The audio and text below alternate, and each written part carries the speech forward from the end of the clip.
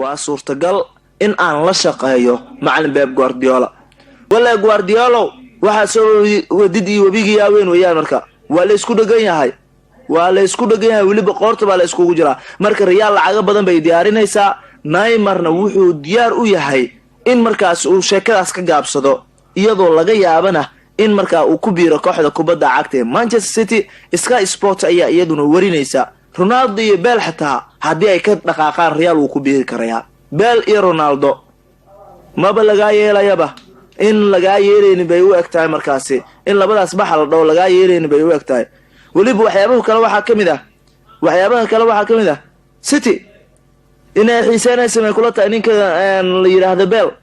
ma xiisaynayso Bale waxay saacad u sheegeen Manchester City in wax xiisaaysan u qabin ciyaaryahanka garabka ugu ciyaara Real Madrid ee Gareth Bale The Guardian ayaa warisay 28 sano jirkan ayaa go'aansaday in uusan sii joogin kooxda uusan ku faraxsanayn maba ku faraxsana kooxdan waxa uu danaynayaa inuu ka dhaqaaqo marka Manchester United iyo Tottenham iyo waxaas la ka gidi kartaan maahane City way diidan ninkaas waxay tiri ma u baahnin waxaan u baahanahay ninkaas ma ahan bay yiraahdeen way iska diideen marka waliba waxyaabaha kale waxa kamid ah Villarreal iyo Valencia waxay yiraahdeen ninkii Fabregas ahaayo wax kala ma hayne nin yahow tartiibko inoo imow aan iska helna bay leeyihiin